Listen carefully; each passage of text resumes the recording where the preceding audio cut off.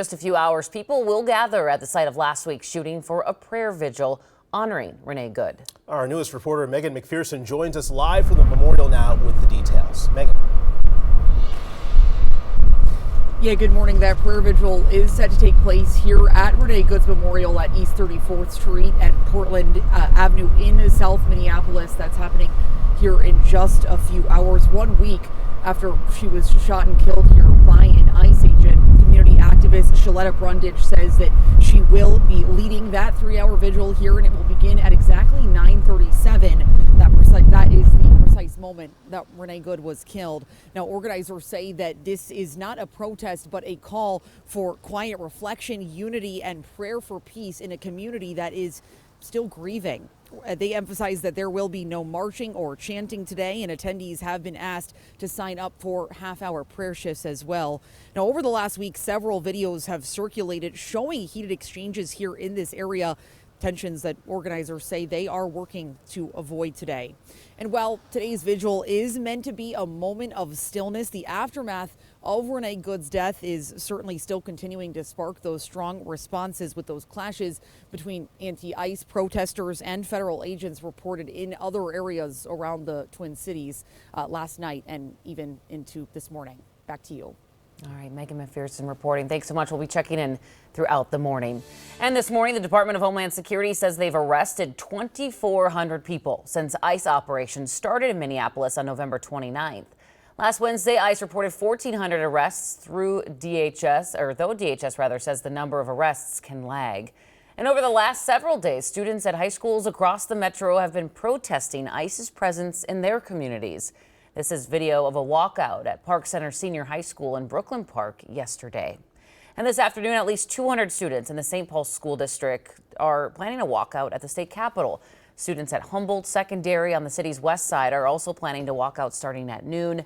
They're going to be going from the school to downtown and then to the Capitol. And we also know students south of the Twin Cities are planning to walk out today at Lakeville North High School. A major development for Somalis in the country under temporary protected status. The Trump administration is ordering they leave the United States by mid-March. Nearly all Somalis in Minnesota are U.S. citizens. That's according to the U.S. Census Bureau. Somalia was first designated for TPS in 1991 due to the Civil War, with the status extended ever since. The Department of Homeland Security Secretary Kristi Noem said temporary means temporary. Country conditions in Somalia have improved to the point that it no longer meets the law's requirement for temporary protected status, unquote. It sends a dangerous message to even most clear humanitarian protections can be dismantled without regard for the reality.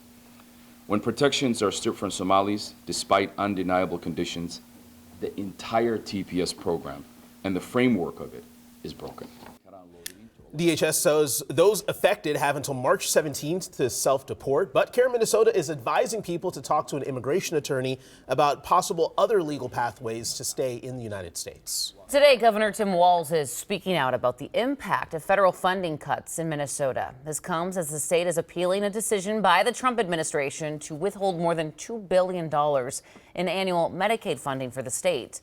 Dr. Mehmet Oz alleges Minnesota failed to take actions that fight fraud in our state's Medicaid program.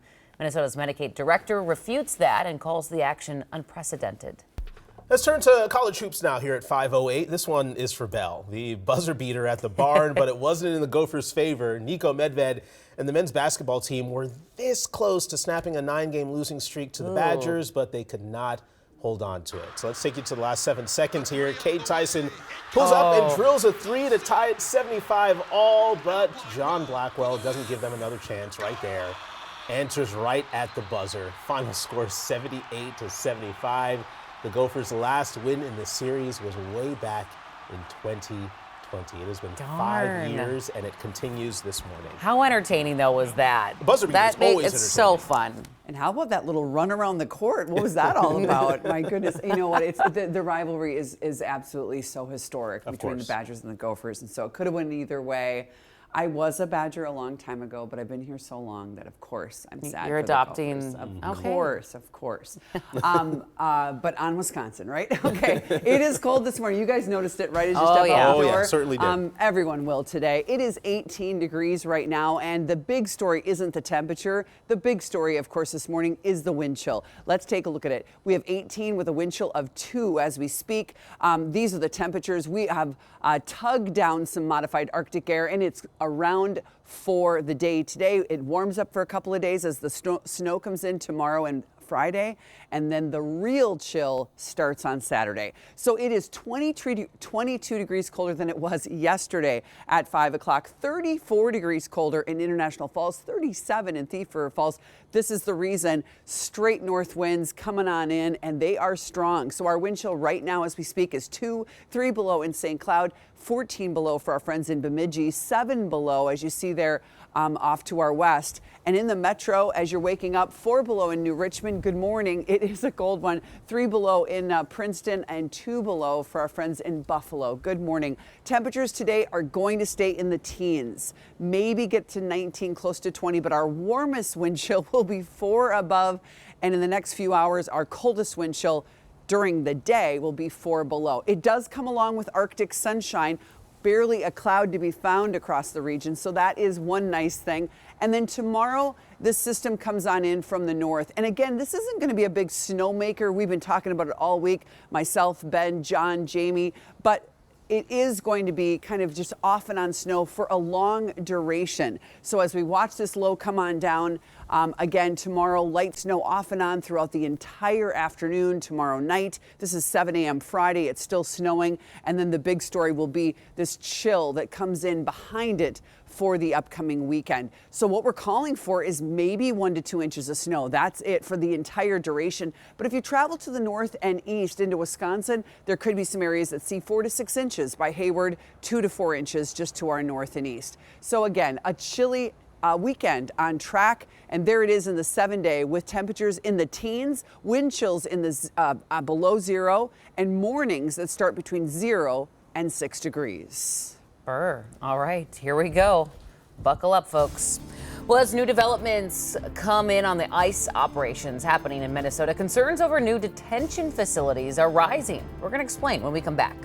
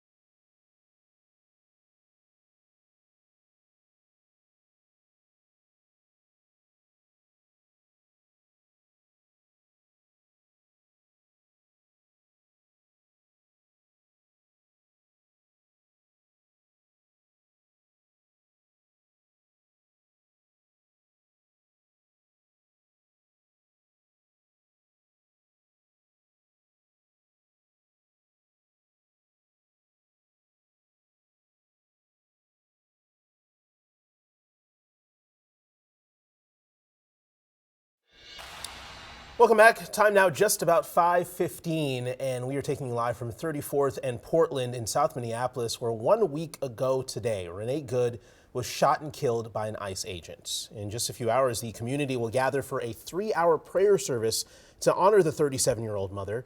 Our Megan McPherson is out there now. She'll have more for us coming up at 5:30. Also developing this morning, reports that ICE is considering turning an empty warehouse out in Woodbury into an immigrant detention center, and it's sparking a lot of pushback. Here's Jennifer Hoff. Are the feds eyeballing a warehouse in Woodbury as a detention center? I'm Jennifer Hoff with KARE 11 News. The building is 500,000 square feet and sits for sale off I-94. The Washington Post first reported the administration was proposing converting 16 warehouses across the country into processing centers that could hold about 1,500 people each. Woodbury's mayor said no one with a federal agency has contacted her about this, and the county board says it opposes the idea, writing this letter even to Minnesota's congressional delegation to express their concerns. ICE did not return our request for comment. Follow me for more news. This morning, we're learning new information about an encounter between ICE agents and employees at a Richfield Target that happened just last week. Multiple people were arrested. The events were captured on multiple witness cameras as well. Employees can be heard shouting at the federal agents in videos that we've obtained before an agent quickly moves toward one of the employees. Homeland Security says one person was detained because they assaulted an agent, but State Representative Michael Howard, who covers Richfield and who has spoken to both employees, says after their conversation, the two people detained says that's just not true. What I would say is folks can believe their own eyes. There's plenty of video that showed these workers violently being arrested. Greg Bavino himself is the one that asked these workers, are you U.S. citizens? So Bavino is the Border Patrol commander. You've seen him likely in quite a few videos. Now, Howard says his understanding is one of the employees was dropped off in a nearby Walmart parking lot hours later. We've reached out to Target for comment, but we've been told there is no statement coming from the company on any ICE activity. In other headlines this morning, Minnesota Vikings receiver Jordan Addison is waking up at home after being arrested again. Court records show he was arrested early Monday morning in Tampa, Florida for allegedly trespassing at the Seminole Hard Rock Hotel and Casino over in Tampa. He was released in the afternoon on a $500 bond. Vikings head coach Kevin O'Connell says the team is aware of Addison's arrest. He was suspended, if you remember, the first 3 games this season stemming from a 2024 DUI arrest. He really needs to stay out of trouble. That is not a good look for the Vikings. Not a good look for Jordan. I wonder what they're going to do this time. Now, we will see. Okay. 5:17. Let's get over to Cece for a look at the roadways. So I was hoping that the thawing and the freezing wouldn't cause any issues. My commute was good coming in this morning. Yeah, I mean, Monday and Tuesday having those 40-degree days really helped melt anything that was still out there. So really your commute should be dry. It's just really cold out there, which is not fun for a lot of people who like the warmer weather. But taking a look here at road conditions, everything's green out there right now. Not really seeing reports of ice out there. If we can take this full screen, we see that this is a live look on Highway 169. This area in Bloomington, as you head toward 494, usually gets pretty busy starting around 6:30. So if you're in that area, you always want to add a little more time. But Belle, I know you kind of warned us all this week that it's going to get cold. You're going to have to bundle up again. It's just kind of a shock to the system. It is, right back to January standards. And you're right, you know, the last couple of days really melted off a lot of snow. I even noticed that my sad grass is actually showing up in my front yard. So that really will eliminate those frozen areas and, of course, those icy locations. Some of that precipitation is on its way back tomorrow, though. It is 18 degrees. Good morning. Thanks for watching. Those north winds are nasty today. 20 miles an hour, giving us a wind chill of 2. Here are your current temperatures statewide. It is just a typical January morning, but it's been so warm the last couple of days. It feels obviously quite cold. We have a wind chill of minus 20 in Alexandria. 37, or I should say, this is the 24-hour temperature change. This is the winds that are right now really coming in with quite a punch. 16 below for a wind chill in Duluth, 18 below International Falls, 3 below for our friends in Wilmer. Good morning, 7 below in Marshall. And these are the wind chills across the city this morning. This is what you should dress for as you step out the door. Grab your sunglasses. It's going to be a bright day. That is the one good thing about Arctic air is you get that. The highest wind chill, the warmest wind chill we have today is only 4 degrees, and we stay in the teens. There's the clear sky skies, dry air coming in from the north, so lots of sunshine. And then it gets a little messy tomorrow afternoon, tomorrow night, and through the day on Friday. It comes with warmer air, though, so we're going to be in the upper 20s both tomorrow and Friday, and off and on snow, not consistent or persistent at all. And you can kind of see the wider picture here. Here's that warmer air. It's going to be 29 tomorrow and 29 on Friday, and then that snow that just kind of sticks around for a long period of time. Again, not a consistent snow, but off and on for sure, and because of that, impactful. The amounts off to our north and east look pretty decent. 4 to 6 around Hayward, 2 to 4 around Luck and Balsam Lake, but across the state, really not a lot. It'll only add up to around 1 to 2 inches. But the wind chills for the weekend will get your attention. Here's your 7-day forecast. Again, dress for the single digits. Our high will get barely up to 22 most of the day in the teens, and then 29 for a couple of days with that light snow off and on and that weather impact alert from, again, 3 o'clock tomorrow to noon on Friday with those light snow showers. And then, as I mentioned, chilling down for this holiday weekend. Single digits in the morning, light snow on Sunday, and teens all the way through Monday. We'll be right back.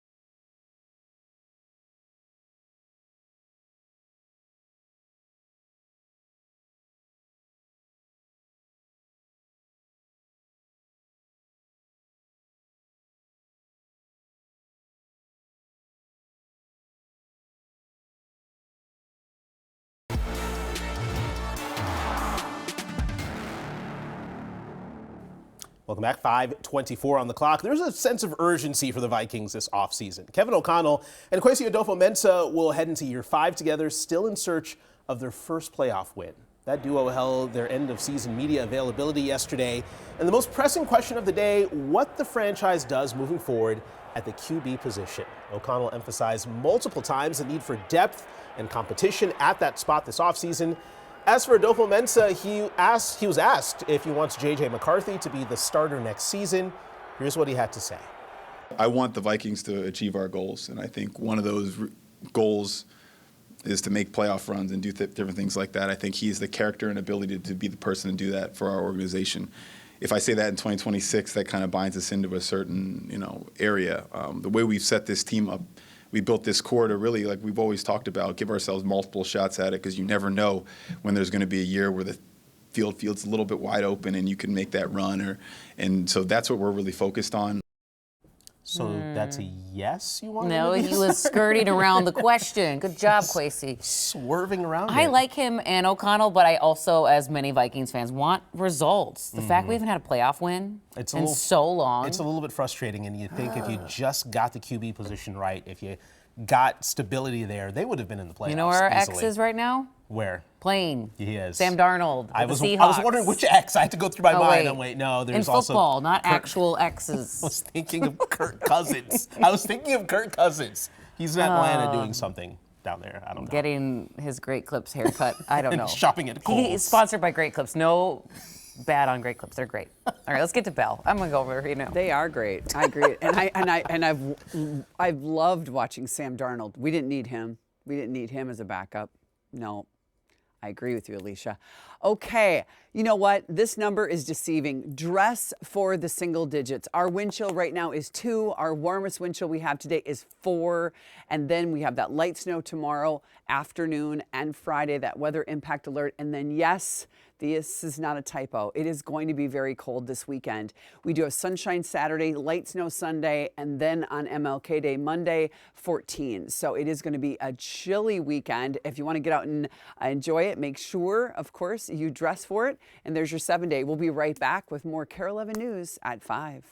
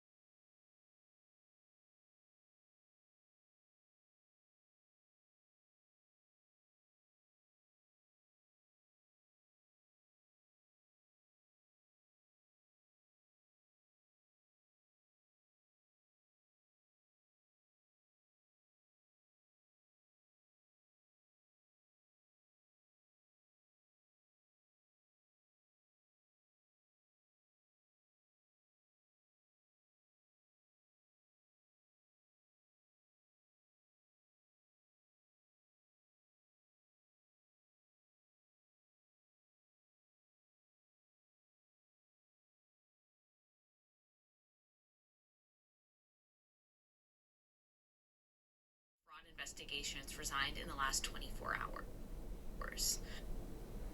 So, testing 1 2, testing 1 2, testing 1 2. Sorry. Wait, Jenny shot is our shot.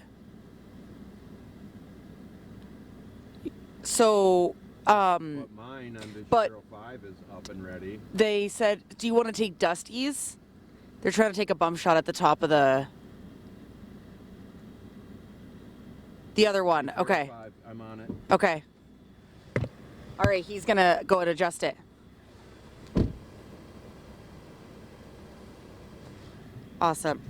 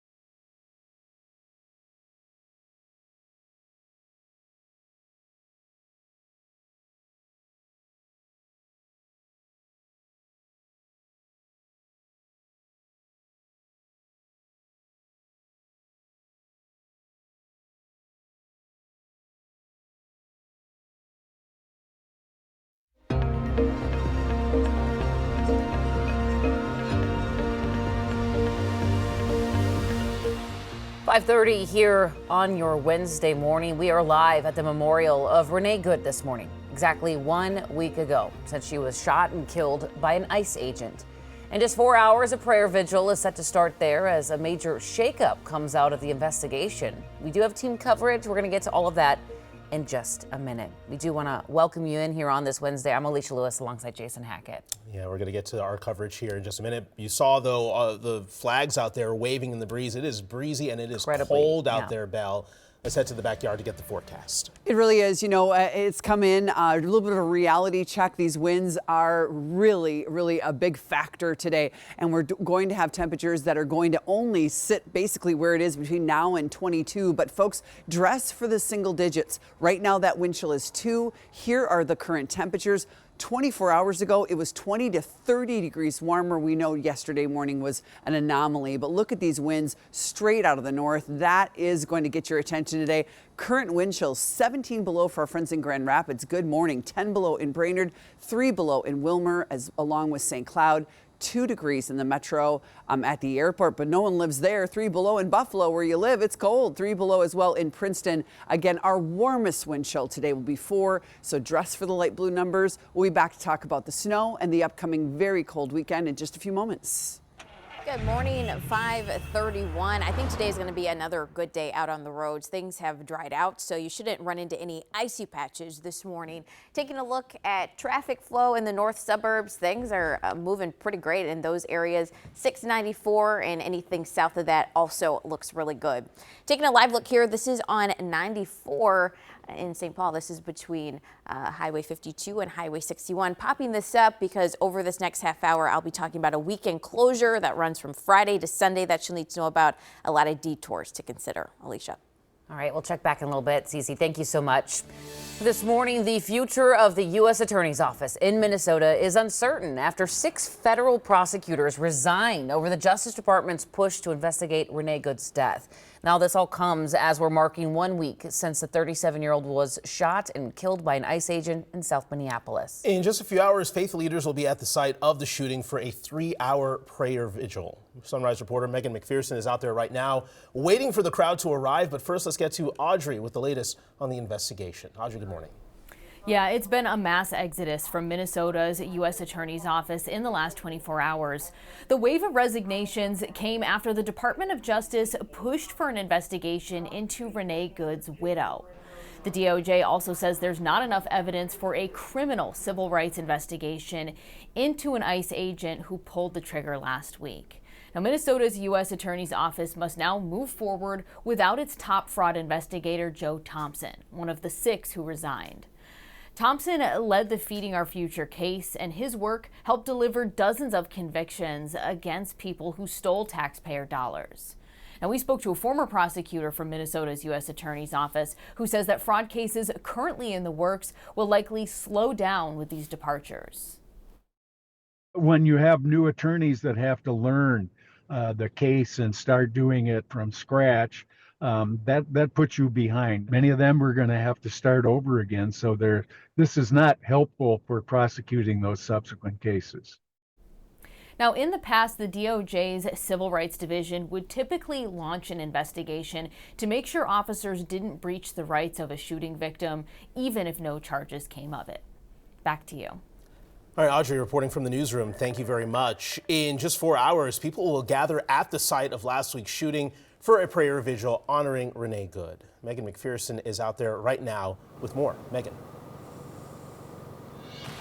Yeah, good morning. 1 week after Renee Good was shot and killed by an ICE agent here at 34th and Portland in South Minneapolis, you can see the memorial behind us. It has continued to grow since this all happened 1 week ago. Now, this site, again, will be that site for the vigil. Community activist Shaletta Brundage says that she will be leading a 3-hour vigil here. She says it is set to start at 9:37 a.m., the precise moment that Good was shot and killed.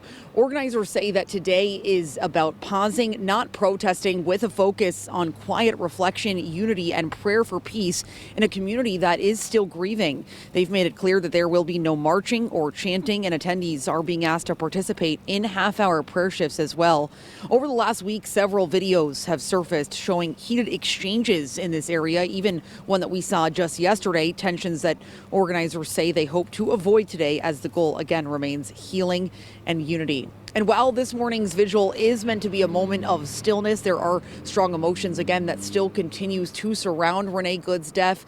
We are still continuing to, of course, hear about the increased ICE activity in this area as well, with confrontations between protesters and federal agents being reported just last night.